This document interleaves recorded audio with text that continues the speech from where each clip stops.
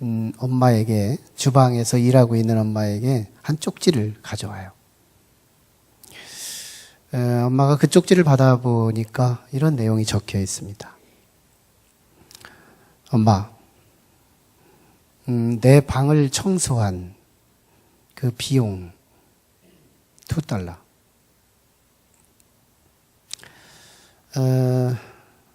그리고 엄마 심부름한 그 값 $1.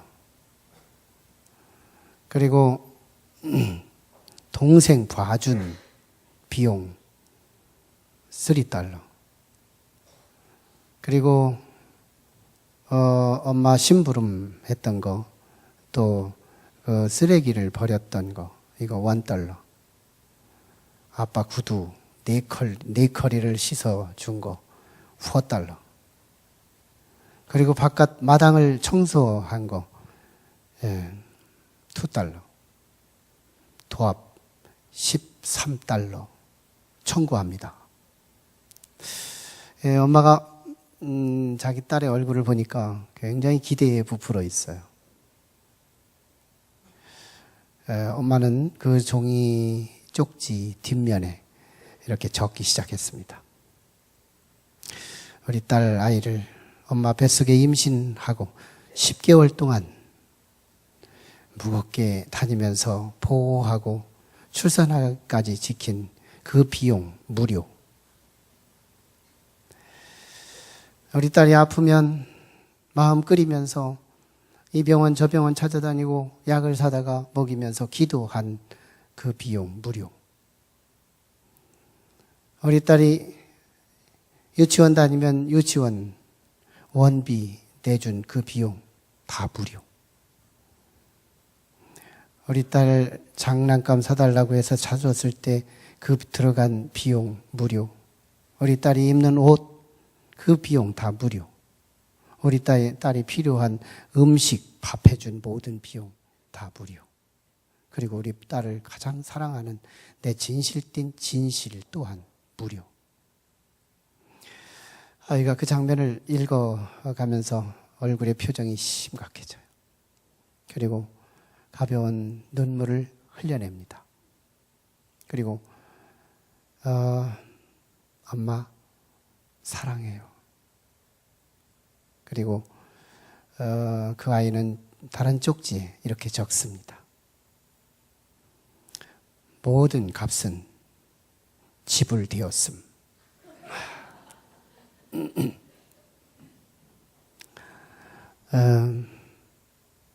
어린아이가 깨닫기 전에는 자기의 삶을 자기가 사는 줄 알았어요.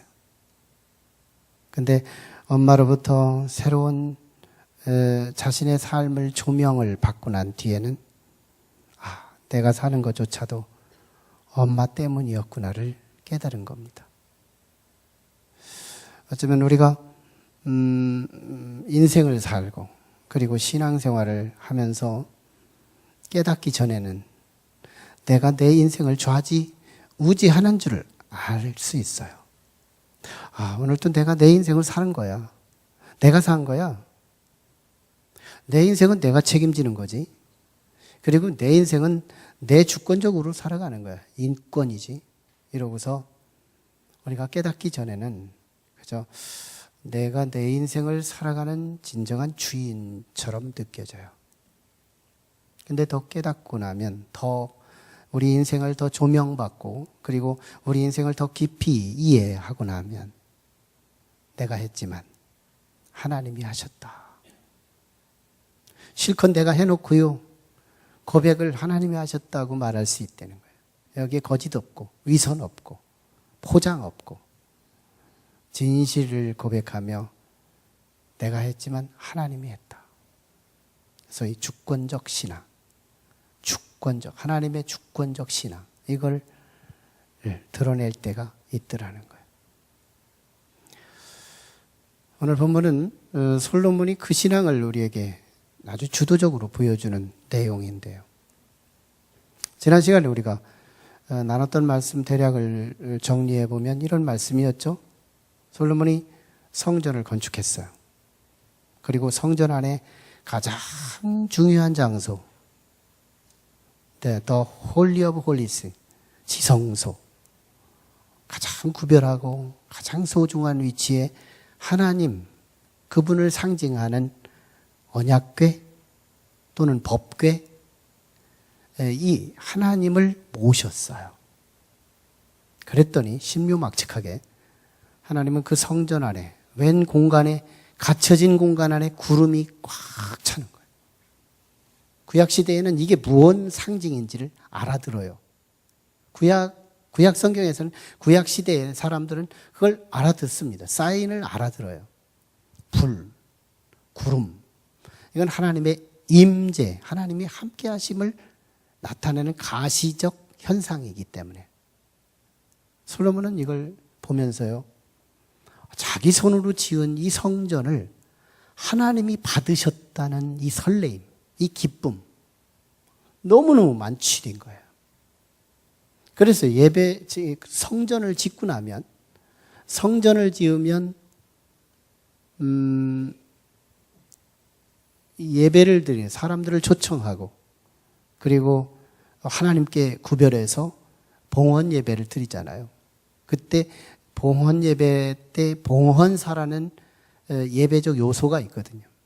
그런데 솔로몬이 아주 포멀하지 않은 상황에서 난 봉헌 예배를 드리겠다, 이런 선포도 없이 봉헌 예배가 진행되는 거예요. 그러면서 봉헌사를 하게 되는 건데, 오늘 본문이 그 봉헌사를 다루고 있는 말씀입니다. 그런데 이 봉헌사, 하나님 앞에 드려지는 인사, 하나님께 드려지는 인사인데, 이 봉헌사를 드리는데 두 가지 특징이 오늘 본문에서 소개되면서 솔로몬의 믿음을 이제 오픈하게 됩니다. 첫 번째 특징은 봉헌사의 서론으로 뭘 말하느냐 하면 백성들을 축복하고 시작해요. 백성들을 축복하고 시작해요. 봉헌사의 서론으로. 오늘 본문은 그걸 얘기하고 있죠. 얼굴을 돌이켜서 하나님의 성전을 보고 연기가 가득하고 영광이 가득한 모습을 보며 막 기분이 째지는 거예요. 너무너무 좋은 감정 가지고 어떻게 해요? 내가 오늘 내 영광을 봤다 하고서 막 자기 안에다 꾹꾹 눌러 넣는 게 아니라, 영광을 본 솔로몬이 갑자기 방향을 바꾸더니 회중들이 이게 서 있잖아요. 기립하고 있는 회중들이 뭔가를 기다리고 있는, 예배를 드리고 있는 이 현장에 회중을 바라보면서 곧바로 솔로몬이 얼굴을 돌이켜 그들을 축복하고 있다는 거예요. 여기에 우리 기독교 신앙의 참 진수 하나, 솔로몬의 지혜를 통해 드러난 한 가지 비밀은, 하나님의 은혜를 경험한 사람은, 하나님의 임재를 느낀 사람은 말씀을 듣다가 은혜의 가닥 하나라도 느끼거든. 이거 자기 안에다만 세이브하지 말고 나를 만나는 우리 교우들과의 교제를 통해 나누고, 교회에 오지 않았던 우리 가족들에게 축복하고, 나와 피부치 하나 연결되지 않은 우리의 이웃들을 만나면 그들을 축복하고, 우리의 베스트를 만나면 그를 축복하며, 우리를 만나는 첫 번째 사람들을 마음껏 축복하는 것이 기독교의 문화였다는 겁니다. 이게 전통적인 신앙이에요. 솔로몬의 지혜는 이걸 지금 드러내주고 있는 거예요. 네. 어느 교회는 그랬대요. 막 협박하고, 막 당신이 예수 안 믿으면 가족 중에 암에 걸리는 사람이 있어. 교통사고 나서 죽을지도 몰라. 그랬더니 먹히는 게 있는 거예요. 가끔씩 먹히는 게 있어요. 안 그래도 지금 힘들어 죽겠는 상황에서 그게 먹히는 사람이 있어요. 10,000명 중에 하나가 있을 수 있어요. 근데 그 재미 때문에 그 교회가 그렇게 저주를 퍼부은 거예요. 그랬더니 왔어요. 어떤 교회도 또 두 사례가 있었는데, 한 교회는 경찰에 신고했어요. 고발 조치가 된 거예요. 우리 교회는요, 예배드리면 우리 높은 뜻 교회 성도는 저주는 없는 거예요. 축복만 하는 거예요. 예배자의 거룩한 의무예요. 건강한 교회는 예배자의 거룩한 의무를 저주로 변형시키지 않는 거예요. 우린 축복하는 거예요. 예수님께서 마태복음 10장 12절로 13절에 전도를 가르치면서 제자들 12명을 뽑아놓고 전도를 가르치면서 너희는 어느 가정에 가든지 가서 평안을 빌라고 말합니다. 그리하면 그 빈 평안이 그 가정에 합당하면 그 가정에 적용될 거지만 그 가정에 합당하지 않는다면 너한테 다시 돌아올 거라는 거예요. 이 말씀은 조건이 있었어요. 이 세상은 평안이 적합한 가정이 있고요. 어떤 가정은 평안이 적합하지 않은 가정도 있다는 거예요. 두 종류의 가정이 있다는 거예요. 그러나 주님께서는 일변도의 주문만 하고 계세요. 모든 가정을 평안을 빌어주려는 거예요. 이게 지혜라는 거예요. 그리고 지혜를 얘기하거든요. 예수님께 참으로 뱀처럼 지혜롭고 비둘기처럼 순결하라. 전도하는 사람이라면 그래야 된다. 이러면서 지혜를 언급하신 거예요. 지혜. 축복하는 거예요. 우리 교인들은 저주는 안 쓰는 거예요.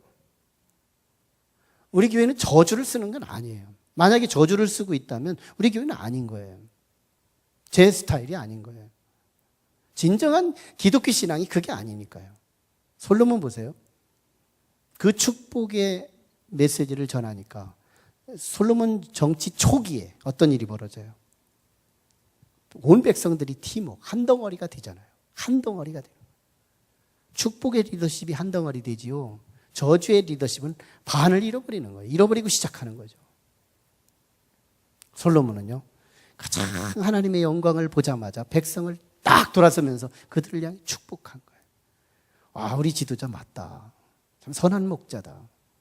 온 백성들이 막 다 한 덩어리가 되지 않겠어요? 지혜죠, 지혜. 저주에서 먹히는 사람 만에 하나 있다 하더라도, 아니 100명이 왔다 하더라도 난 그 방법은 원하지 않는다. 솔로몬의 봉헌사, 이제 서론이 아니고 핵심 하나. 오늘 얘기는요, 여러 얘기를 하고 있지만요, 잘 좀 이렇게 이해력이 좀 깊으신 분들은 한번 쭉 읽어보면 한 얘기밖에 없어요. 여러 얘기를 해도 하나밖에 없는 거예요. 한마디로 말하면 15절에 근거해서 주어지는 말씀인데요. 15절은 왕이 이르되 이스라엘 하나님 여호와를 송축할지로다. 하나님께 송축을 올리고 난 뒤에 여호와께서 그의 입으로 내 아버지 다윗에게 말씀하신 것을 이제 그의 손으로 이루셨도다. 하나님께서 다윗에게 말씀하셨던 거, 다윗에게 없었던 거예요. 근데 하나님이 다윗에게 말씀하셨는데 그것을 누가 이루어요? 하나님이 이루셨대요. 사실은 누가 했는데요? 다윗을 통해서 또 솔로몬을 통해서 솔로몬 손 가지고 지은 거거든요. 근데 솔로몬이 정작 성전을 지은 솔로몬은 뭐라고 말하냐면 하나님께서 우리 아버지 다윗 때 말씀하셨던 그것을 하나님이 이루셨다고 자신의 그 거룩한 성전을 건축한 사역을 하나님이 하셨다고 선포하고 들어가는 말씀이에요.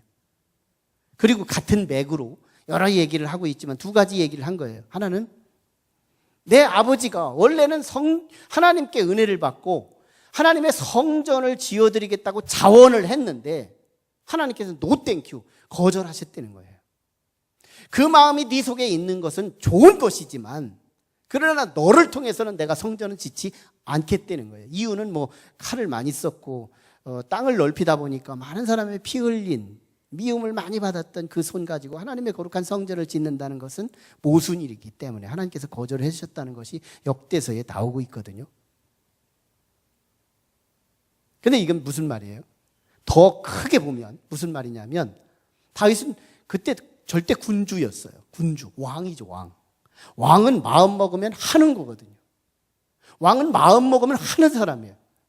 서민들도 하는데 일반 백성들도 할 줄 아는데 자기가 마음먹은 거 하는데 왕인들 그거 못하겠느냐는 거예요. 왕이니까 할 수 있죠. 절대군주니까. 자신의 의지를 분명히 관철시킬 수 있는 권한도 있고 실력도 있고 능력도 있는 거예요. 근데 결국 못했다는 걸 얘기하는 거예요. 우리 아버지는 짓고 싶어서도 못 졌어요. 또 한 수, 또 한 수. 근데 나는요, 나는 내 머리에는 백지였거든요. 나는 지으려고 생각도 못 했거든요. 그런데 이 영광스러운 성전을 나한테 지으라고 해서 내가 지은 거예요. 무슨 말이에요? 더 굵게 생각하는 거예요.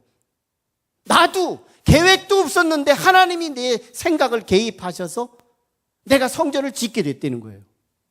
두 개의 공통점이 있어요. 다윗도 자기가 지어드리고 싶었는데 못 졌다는 거예요. 하나님이 못 지게 해서. 솔로몬은 자기가 지으려고 생각도 못했는데 지었다는 거예요. 하나님이 지으라고 해서. 뭐예요? 하나님의 주권적인 거잖아요. 하나님의 주권이 솔로몬에게 임해서 이루어졌다는 얘기잖아요. 오늘 보면 그 얘기밖에 없어요. 봉헌사를 통해서 내가 했지만 하나님이 하셨다, 이 얘기예요.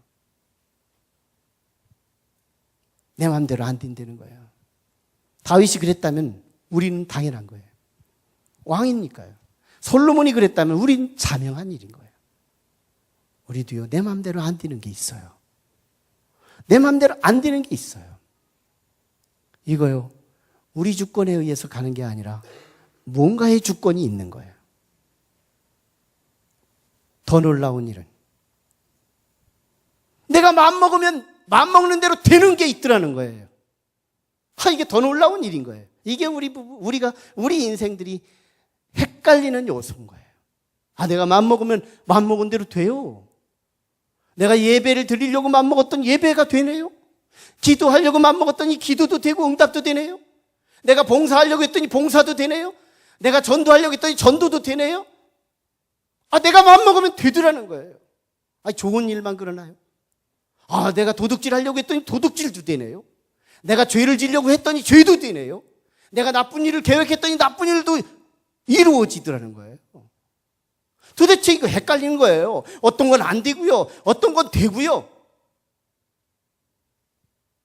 여기서 우리는 정리가 필요해요. 우리는 더 하나님의 영감을 통해 우리가 더 깊이 정리가 필요해요. 우리 인생은요,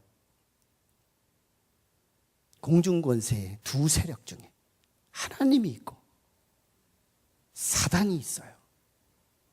하나님은 오늘 우리를 너무너무 사랑하셔서 결국은 우리 인생 여정을 돌보시다가 천국으로 인도하시는 분이 하나님이시고, 영적 권세. 또 하나는 어둠의 권세.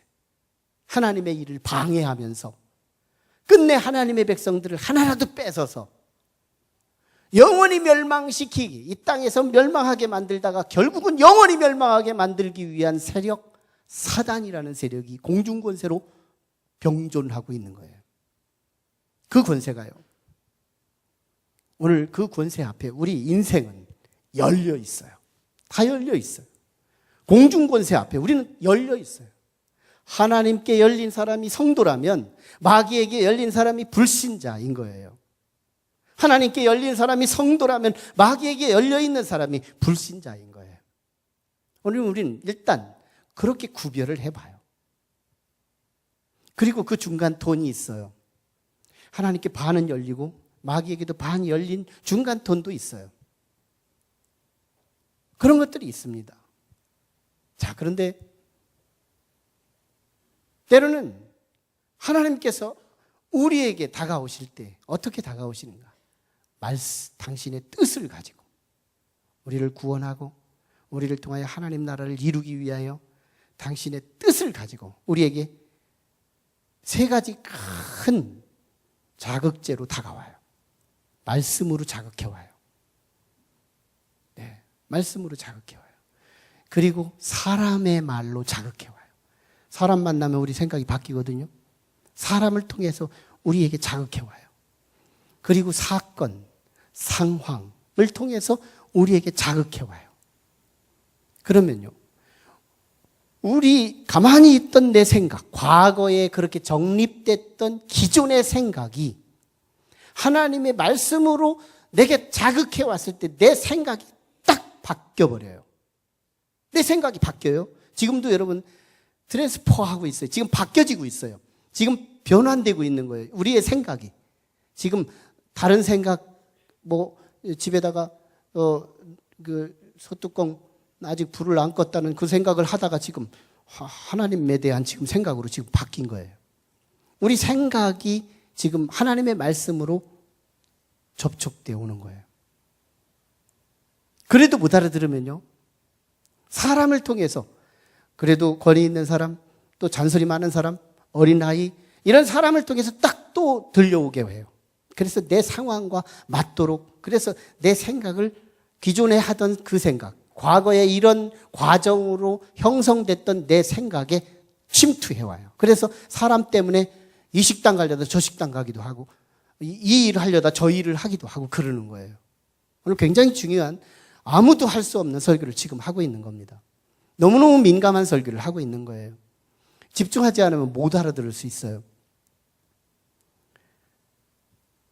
그래도 못 알아들으면 때로는 교통사고를 통해, 또는 때로는 어려운 문제를 통해서 스스로 깨달아요. 스스로 깨달아요. 그래서 생각이 바뀌어져요. 내가 예수 믿으라는가 봐. 오늘부터 예수 좀 믿어야지. 이러고서 바뀌어가지고요, 마치 밖에서 자극해서 내가 들어온 이 임팩트에 의해서 내 생각이 수정되는 거예요. 내 생각이 딱 수정되는 순간 자신의 삶의 계획에 적용을 합니다. 자신의 삶의 계획표에, 오늘 일과 계획표에 적용을 해요. 그래서 전도도 하고요, 그래서 예배도 드리러 안 오려고 했다가 오고요, 이러가면서 자기 계획표에 적용을 하면서, 믿음 있는 사람은 하나님이 나에게 예배드리게 하셨다고 고백하지만, 믿음이 없는 사람은 내가 오늘 예배드렸다고 말하는 거예요. 영적인 감각이 아주 센시티브하고, 그리고 영감이 있는 사람들은요, 자기가 해놓고도 이건 내가 한 게 아니야, 아버지가 하신 거야, 이걸 느끼지만요, 그렇지 않은 사람은 본래부터 자기가 그런 생각이 있는 줄 알고 그 생각, 자기 생각으로 바꿔버려요. 자기 생각인 줄 알고 자기가 해놓고 그 업적을, 자기 스스로의 영광을 돌리고 마는 거예요. 이건요, 마귀도 마찬가지예요. 마귀가 자기 의지를 가지고, 자기 뜻을 가지고 마귀의 메시지를 우리에게 줍니다. 그리고 못 알아들으면 사람을 통해서, 아주 이미 포로된 그 사람을 통해서 내게 말을 걸어오게 해요. 야, 저기 갔더니야, 뭐 아주 오락할 수 있는 게 있더라. 막 그러가면서 우리를 유인시키는 거예요. 생각을 바꾸는 작업이에요. 다른 작업이에요. 생각을 바꾸기 위한 작업. 그것도 안 되면 또 어디 가서 횡재를 만나는 어떤 사건과 환경을 통해서 자신의 생각을 깨닫게 만들어가지고, 조금 전에도 없었던 그 생각이 이 속에 뚝 들어오는 순간 자기 계획표에 편입해버리는 거예요. 그리고 그게 진행이 돼서 죄를 범하더라도 자기가 지은 줄 알아요.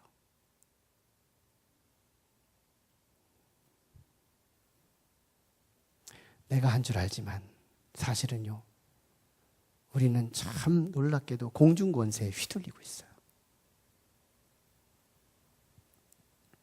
한 수 더 깊이 들어가요. 어떤 때는 하나님의 뜻을 따라요. 설교 말씀을 듣고 순종해요. 하나님의 뜻을 따르는데 사업도 망해요. 이게 하는 것마다 안 되는 거예요. 도대체 뭐야? 나는 예수 믿을 팔자가 아닌 거야? 별 생각 다 들어가게 해요. 더 중요한 건, 악을, 사단의 소리를 듣고 사단의 생각이 자기 생각으로 편입해서 악한 짓거리를 다 했는데요, 만사가 잘 되는 거예요. 자식도 막 학교 쑥쑥 좋은 대학 들어가고, 사업도 번창하고, 건강하고요, 만사 형통한 일이 일어나는 거예요. 도대체 뭔 거야 이거? 인생이 그렇더라고요. 다 사실만 얘기한 거 아니에요? 걱정하지 말라. 그러나 하나님의 시간의 마법이 있습니다. 하나님이 장치하신 시간의 마법에 한번 주어지면 일괄되게 이해력이 되는 거예요. 일괄되게 이해됩니다.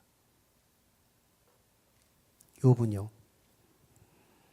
사소한 자기 생일잔치만 하고 나서도, 자기 아들들이 생일잔치를 하고 난 뒤에도 혹시 범죄하지 않았나, 영적 깔끔이가 돼서 번제 제사를 드리면서 우리 자식들이 죄 지은 거 용서해 주시고, 내가 혹시 교만해서 이 잔치를 너무 확장한 게 아닌가 하고서 막 얼마나 하나님 앞에 영적으로 조금이라도 죄를 안 지려고 애를 썼는지 몰라요. 그런데요, 욥은 하루아침에 거지가 됐어요. 재산 다 날라갔어요. 자식이 다 죽었어요. 머리끝에서 발끝까지 온역이 쫙, 이 가려운 피부병이 막 전체 몸에 온 거예요. 친구들이 찾아와요. 하나님 저주하고 죽어. 뭐 별 소리 다 하고, 별 막 더군다나 신경을 자극하면서 막 약을 올리기 시작하는 거예요. 그럼에도 불구하고요, 오늘 우리 같으면 이랬을걸요.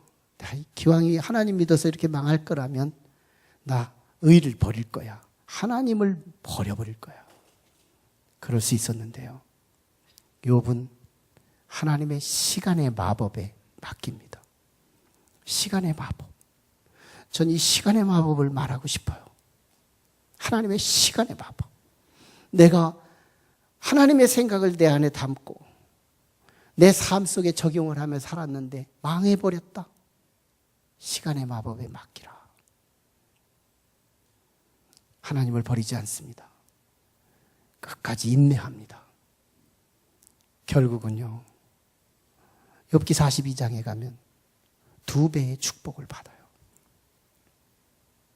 하나님을 버리지 않아요. 이 일을 누가 해요? 아브라함이 해요. 이 일을 누가 해요? 요셉이 해요.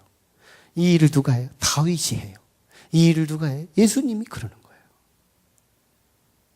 하나님 잘 믿어서 피해본 사람이 누구예요? 요셉이잖아요. 하나님 잘 믿어서 피해본 사람이 누구예요? 다윗이잖아요. 하나님 잘 믿어서 피해본 사람이 누구예요? 예수님이시잖아요. 그런데 안 버려요. 시간의 마법, The Magic of Time, 하나님의 시간의 마법. 여기에 하나님께서 주물주물 당신의 요리를 하고 있다는 거예요.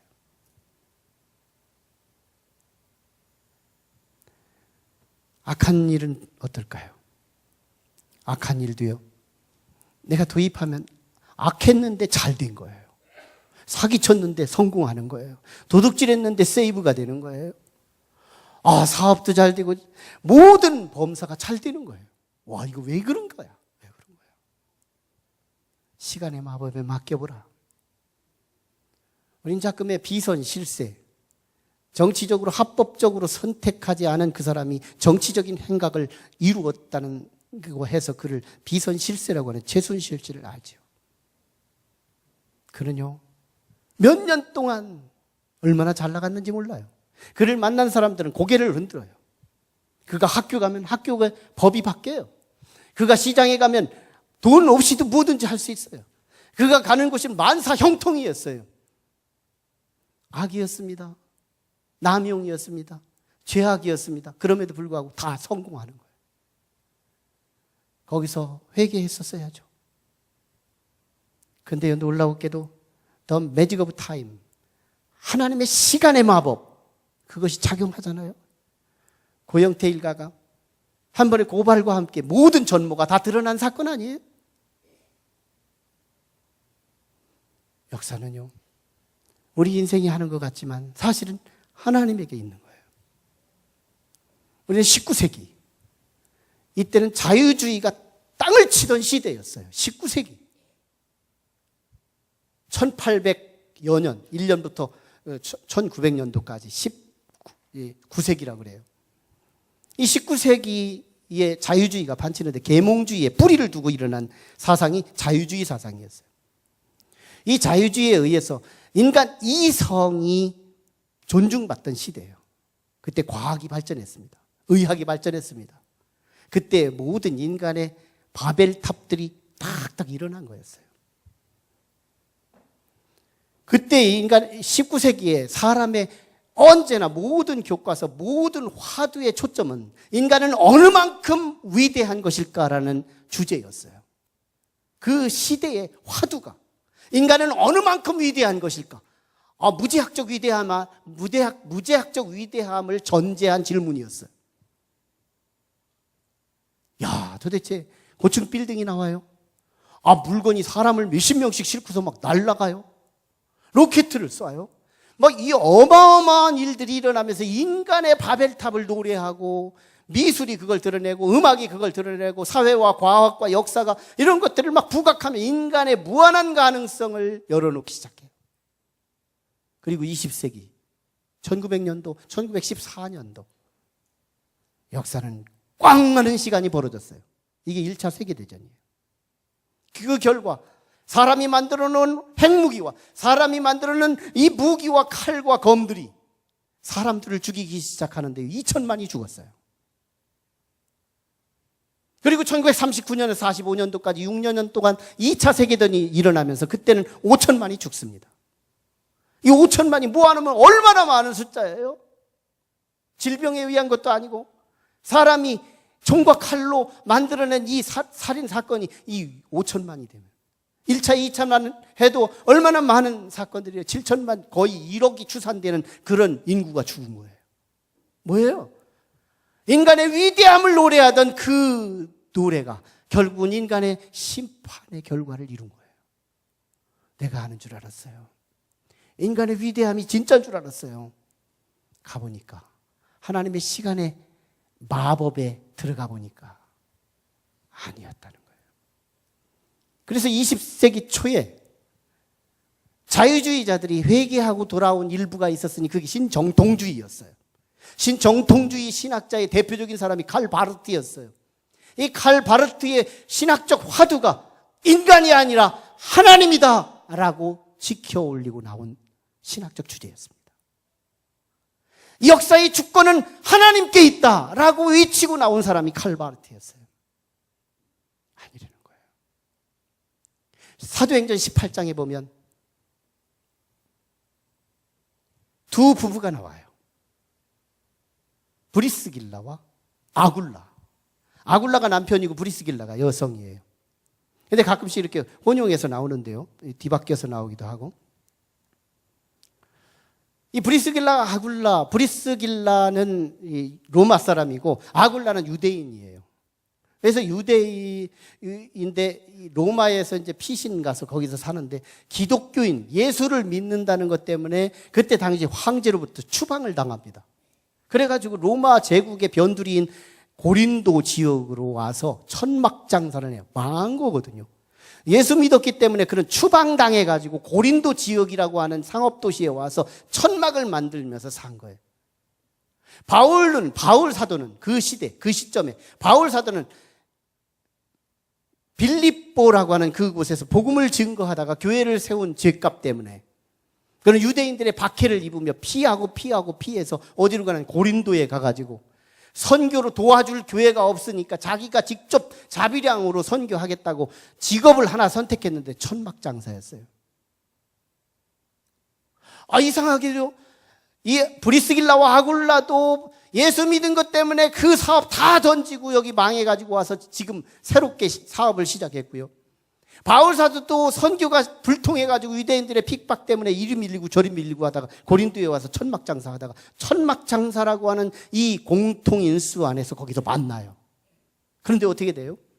나중에 바울 사도와 동역자가 돼서 에베소 교회 목회자가 돼요. 브리스길라와 아굴라가 거기서 제자를 훈련해요.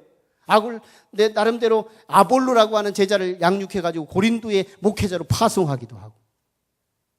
자기들이 피해를 당한 것 같아서 이쪽으로 와서 피신해서 천막장사를 한다고 했는데 바울 사도도 피해를 당해서 왜 이렇게 내가 선교하는 일에 어려움이 오는 거야 하고 왔는데 천막장사라고 하는 공통인수 안에 그들의 절묘한 만남 속에서 나중에 브리스길라와 아굴라가 뭐라고 한지 아세요?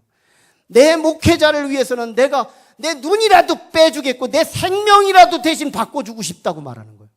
뭐예요? 자기 생명도 자기 목회자인 바울을 위해서 빼주고 자기 눈이라도 빼서 줄 정도의 삶의 가치가 이 바울이 내게 미쳐진 인생의 영향력이 얼마나 지대했는지를 말해주잖아요. 어지간한 것 가지고 자기가 자기 지도자를 위해서 죽겠다고 나올 사람이 누가 있어요? 그러니까 브리스길라가 아굴라가 생각을 해보니까 내가 이렇게 저쪽에서 쫓겨나지 않았더라면 이 인생의 보배 같은 이 바울 사도를 못 만났을 텐데 바울을 만나게 되기 위해서 하나님은 나를 그때 망하게 한 거였구나. 망한 줄 알았어요. 근데 브리스길라와 아굴라는 그때 성공하기 시작했던 거예요.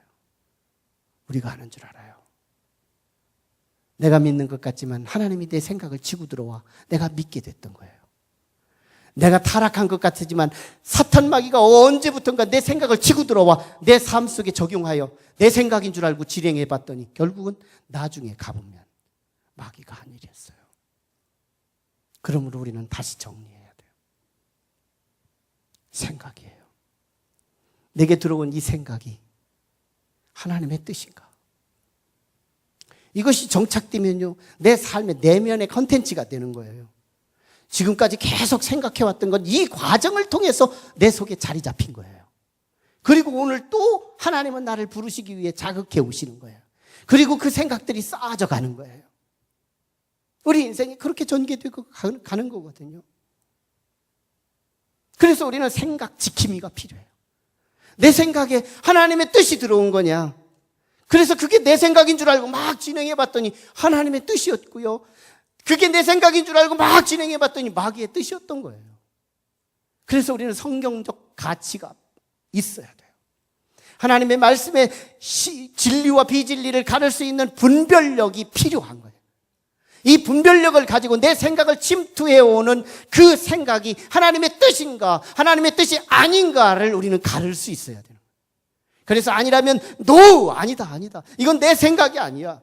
이건 내가 받아들일 생각이 아니야! 하고 거절할 수 있는 지혜가 필요한 거예요. 지혜가 필요해요. 그리고 아멘.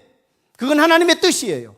내가 불편하더라도 나는 그게 하나님의 뜻입니다. 하고 순종해서 그 생각이 내 생각이라고 받아들여서 내가 실천할 수 있다면 의의 병기가 되고 장차는 하늘의 영원히 빛나는 면류관을 얻게 될 줄로 믿습니다. 가장 주권적인 신앙이 어디에서 뿌리를 두고 있는지 아세요? 우리 인생은 팔자로 지옥 갈 존재였어요. 믿거나 말거나 우리 인생은 지옥 갈 존재였어요. 팔자였어요. 운명이었어요. 숫자로 팔자 뒤집어도 팔자더라고. 안 고쳐지는 거예요. 이 팔자가 안 고쳐져요. 근데요, 누가 물었어요? 누가 주문했어요? 누가 하나님 와달라고 했어요?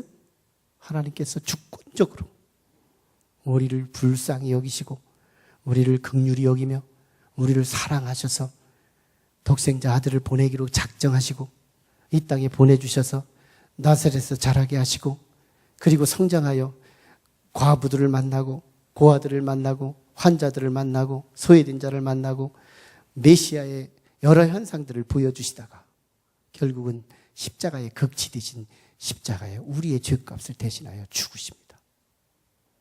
그리고 우리를 초청해요. 나를 믿으라. 나를 믿으라. 그때 우리는 그 소리를 들었을 때 나는 도무지 믿을 생각도 하지 않았는데 누군가의 입술을 통하여 나보고 예수를 믿으라고 오자 내 생각이 내가 그러지 않아도 요즘 힘든 것이 혹시 하나님을 믿으라고 힘든 거 아니야? 자기 상황과 그 복음과 부딪히면서 본래부터 내 속에 있었던 생각처럼 내 삶을 움직이기 시작한 거. 이게 우리가 교회에 오기 시작한 날이었어요. 내가 온 줄 알지만 하나님이 개입하셨기 때문에 온 거예요. 본래부터 내 생각인 줄 알지만 하나님이 생각을 집어넣어 주었기 때문에 우리는 생각이 내 것처럼 돌기 시작한 거예요. 그래서 우리는 성도된 거예요. 이것이 잃어버리지 않도록 우리는 지켜가야 돼요. 생각을 지켜야 돼요. 아직 하나님께서 터치하지 않은 영혼이 부지기수로 많아요. 오늘 우리는 그렇게 해서 행운하지만 이제 세상은 아직도 하나님이 음성으로도 전할 수가 없고 사람을 통해서도 전달되지 않고 상황과 여건이 와도 속수무책으로 당하고 있는 믿지 않는 사람이 많아요. 오늘 하나님은 우리에게 생각을 터치하고 계세요. 그들에게 하나님의 사랑을 전하라. 그들에게 하나님의 복음을 전하라. 이 생각을 지금 말씀을 통해 자극하고 있는 거예요. 이번 한 주간은 하나님께서 전도하라. 주간에 소그룹, 열린 소그룹 축제에 참여하고, 그리고 돌아오는 주일에는 결석 없는 주일과 함께 내가 복음을 증거한 결과를 가지고 오겠다. 최선을 다하다가 없으면 그냥 오시면 돼요. 우리 하나님은 지금 내 생각을 지금 집어넣고 있어요. 내 생각을 넣고 있어요. 복음 전하라. 우리가 이미 전한 그 축복의 자리로 그들에게 부담. 어떤 전도인이 그러더라고요. 복음은 정말 당당한 일인데, 복음은 너무너무 좋은 일인데 가서 정말 전하려면 받아만 줘도 고마운 거예요. 바뀌는 거예요. 아니에요. 이제 우리가 우리 생각을 바꾸고 그 생각, 오늘 말씀을 통해 내게 주신 생각의 수정. 그래, 나만 믿지 말자. 하나님께서 내 생각을 지금 도입해서 그 생각은 이미 내 생각이야. 이제 내 생각으로 편입해서 나는 내 프로그램 안에 실행을 옮기기 시작하는 거예요.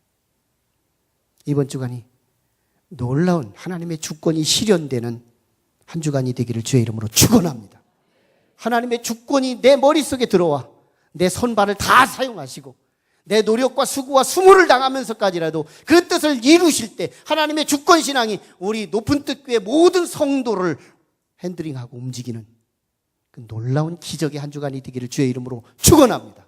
같이 기도해요. 우리 함께 같이 기도할 때 하나님 도우시옵소서.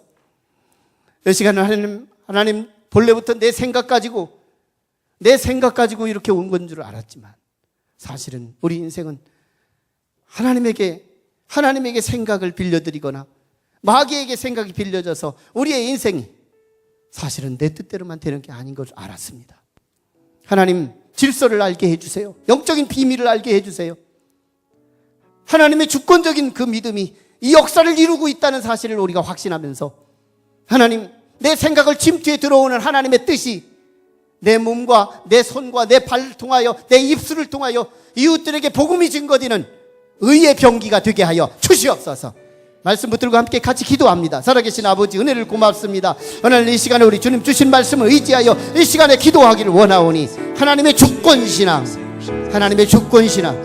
아버지 알기 전까지에는 아버지 하나님 내 노력 가지고 내 땀 가지고 내 근육 가지고 내 머리 가지고 인생을 살아온 것 같지만 사실은 하나님 참으로 내 배 위에서 내 생각을 자극하시고 내 생각에 집투하셔서 우리 하나님의 의의 병기로 오늘 성도가 되기까지 우리 하나님께서 나를 섭리해 주신 줄로 믿습니다.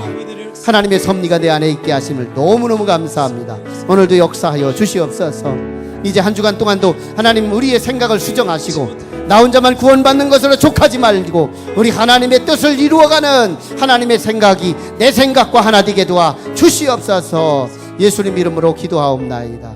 지금은 하나님의 은혜와 사랑과 감동과 역사하심이 오늘 이 아침에 우리 하나님 앞에 나와 하나님의 음성을 듣고 내가 알지 못할 때는 내 노력 가지고 인생을 살아온 것 같았지만 알지 못하는 사이에 하나님은 우리를 사랑하셔서 우리를 긍휼히 여기셔서 우리에게 말씀으로 걸어오시고 사람을 통해 걸어오시고 환경을 통해 걸어오셔서 내 생각을 수정하셔서 본래는 불신자로 영원한 지옥에 던져줄 수밖에 없었던 우리의 운명과 팔자가 하나님의 생각이 들어오는 순간 어느 한때 나를 성도되게 하셔서 오늘 여기까지 인도하신 하나님, 이제는 내가 그 하나님의 복음을 가지고 하나님에 대한 아무 계획도 없는 백지 상태에 있는 불신자를 향하여 하나님의 사랑을 선포하고 그들의 생각에 도입시켜서 그들이 하나님의 자녀가 될 수 있도록 우리가 역할을 하기를 마음속에 다지고 돌아가는